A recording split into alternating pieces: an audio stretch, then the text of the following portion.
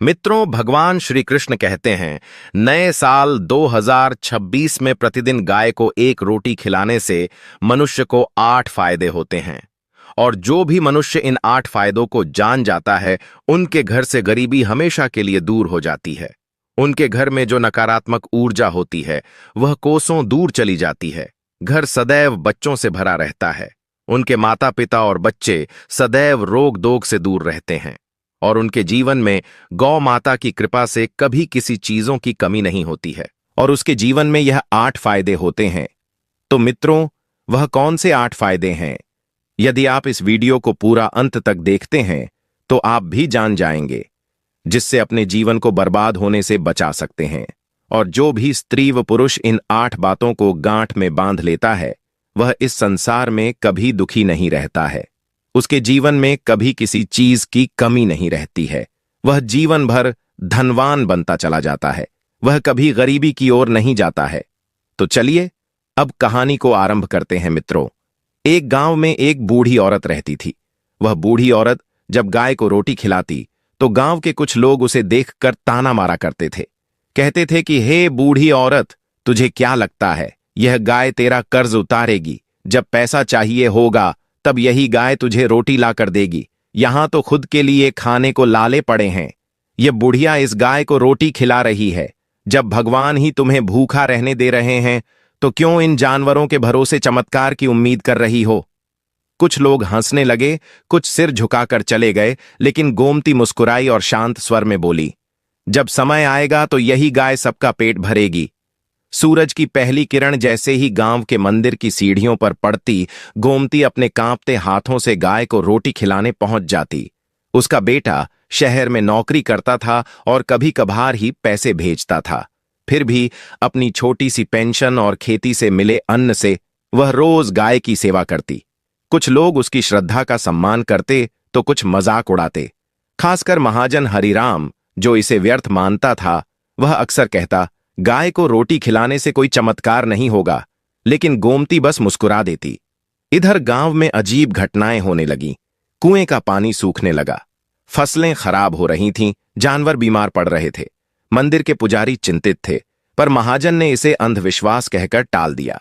फिर एक रात गांव में सनसनी फैल गई। मंदिर की सीढ़ियों पर एक विशाल सांप आकर बैठ गया।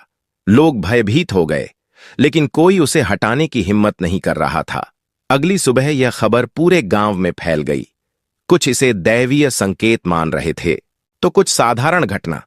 मगर महाजन हरिराम ने गुस्से में कहा, यह सब बकवास है, इसे भगाने के लिए किसी को बुलाओ। तभी लोगों ने देखा कि वही गाय जिसे गोमती रोज रोटी खिलाती थी, सांप के पास जा खड़ी हुई। हैरानी की बात यह थी कि सांप बिना किसी को नुकसान पहुंचाए वहां से चला गया। गांव वाले यह देखकर चकित रह गए। महाजन हरिराम, जो अब तक इसे अंधविश्वास मानता था, वह अवाक खड़ा था। तभी भीड़ में से एक साधु आगे आए। उन्होंने हरिराम से कहा, गाय माता है, वह अपने बच्चों की रक्षा नहीं करेगी तो कौन करेगा? साधु की बात सुनकर हरिराम और गांव वाले सोचने लगे। फिर महाजन बोला, हे महर्षि, कृपया हमें विस्तार से समझाइए।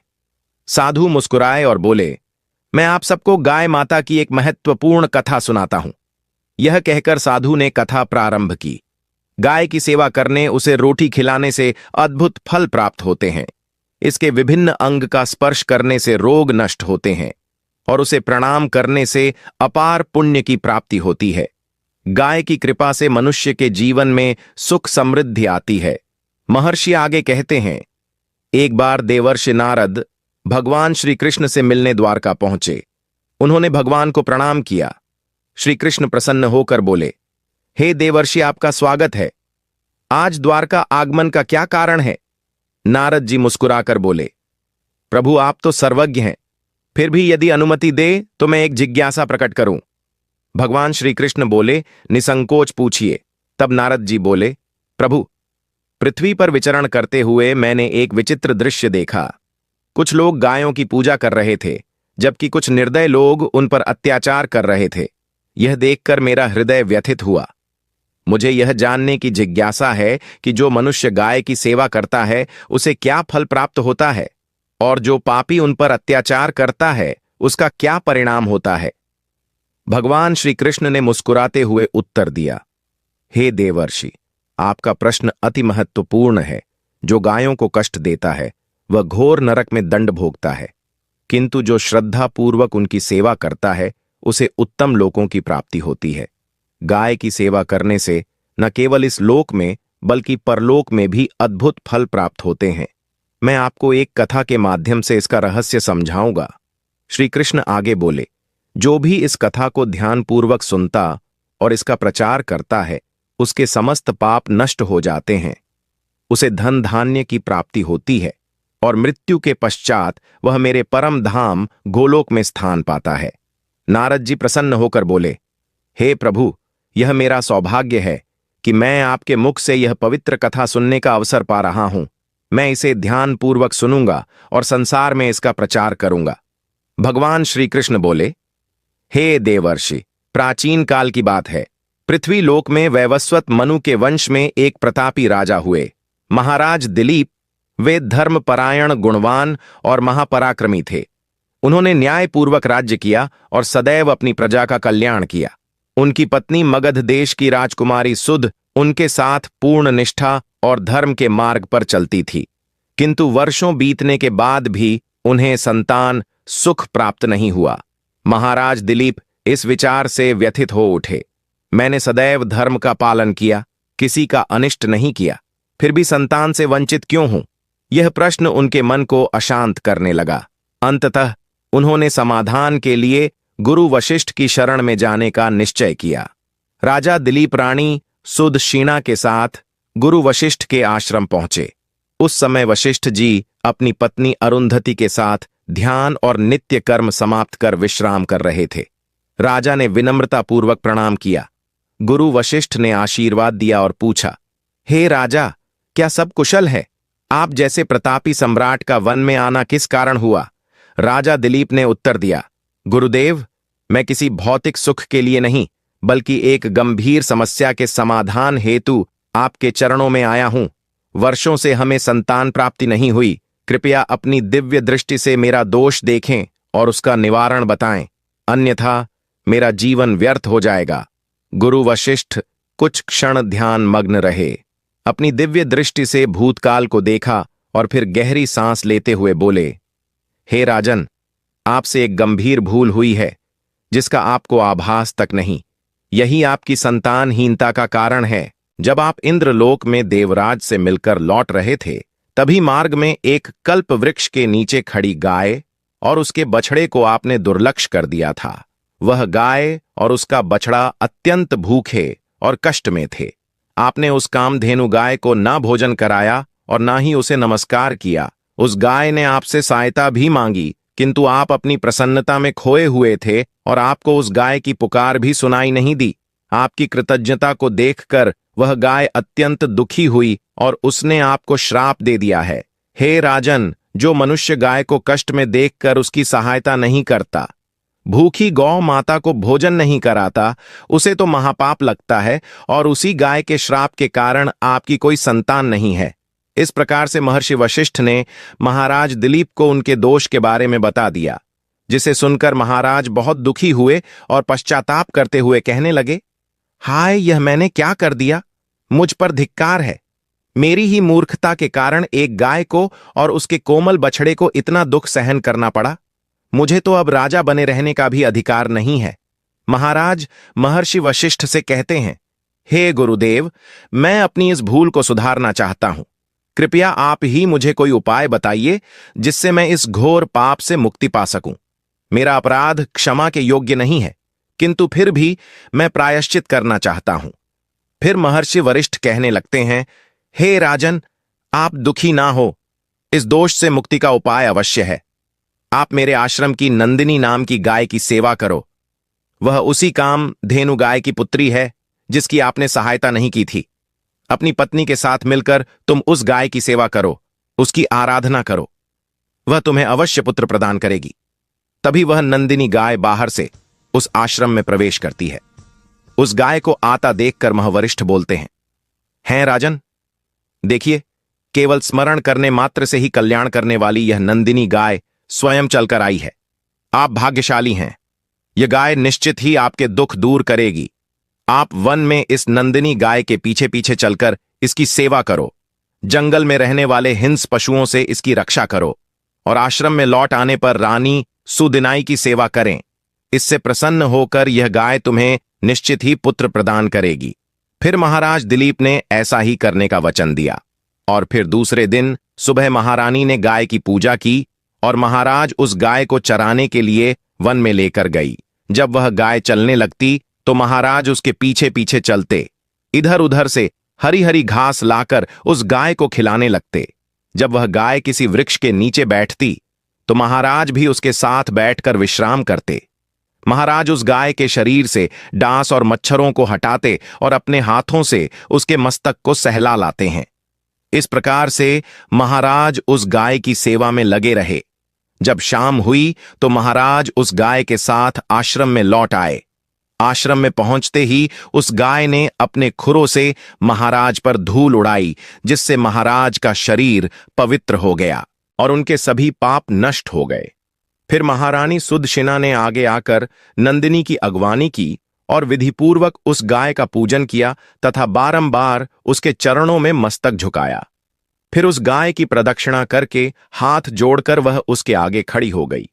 फिर उस गाय ने उस रानी की पूजा को स्वीकार किया और रानी पर अपनी दृष्टि डालकर उसके सभी दोष समाप्त कर दिए। गाय की दृष्टि पड़ते ही रानी अत्यंत पवित्र हो गई। इस प्रकार से महाराज दिलीप को उस नंदिनी गाय की सेवा करते हुए 20 दिन बीत गए।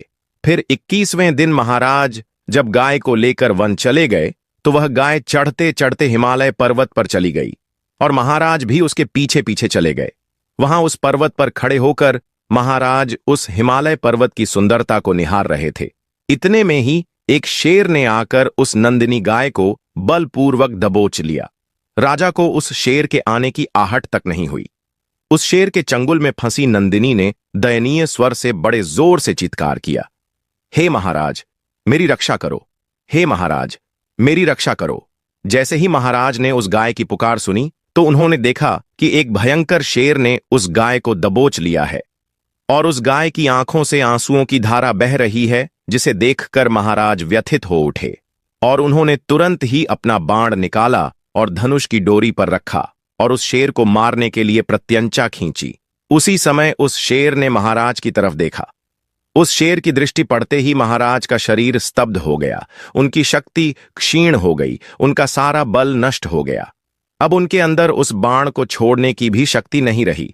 फिर वह शेर उस महाराज से बोलने लगा, हे राजन, मेरे ऊपर प्रहार करना तुम्हारे बस की बात नहीं है, क्योंकि भगवान शिव मेरी ही पीठ पर पैर रखकर नंदी पर बैठते हैं। इसीलिए तुम मुझे मारने की चेष्टा मत करो और यहां से लौट जाओ।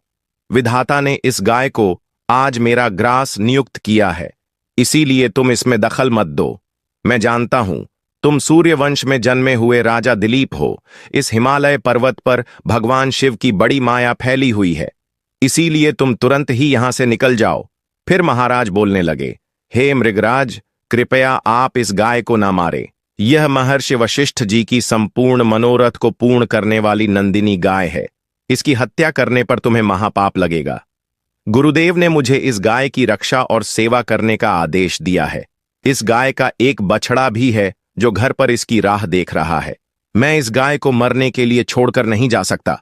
तुम भगवान शिव के सेवक हो, इसीलिए तुम्हारे हाथ से इस गाय को छुड़ाना मेरे लिए असंभव है। इसीलिए हे मृगराज, मेरी आपसे विनती है कि आप इस गाय को जीवन दान दो। इस गाय के बदले मैं तुम्हें अपना शरीर समर्पित करता हूं, जिससे तुम्हारी भूख भी शांत हो जाएगी और इस गाय की रक्षा भी हो जाएगी और मेरे वचन का पालन भी हो जाएगा। साथ ही गौरक्षा के लिए प्राण त्यागने से मुझे उत्तम गति की प्राप्ति होगी। इतना कहकर महाराज उस शेर के सामने हाथ जोड़कर बैठ गए और आंखें बंद कीं। फिर अचानक से उस राजा के कानों में स्वर पड़े, बेटा उठो, मैं तुम्हारी सेवा से अत्यंत प्रसन्न हूं।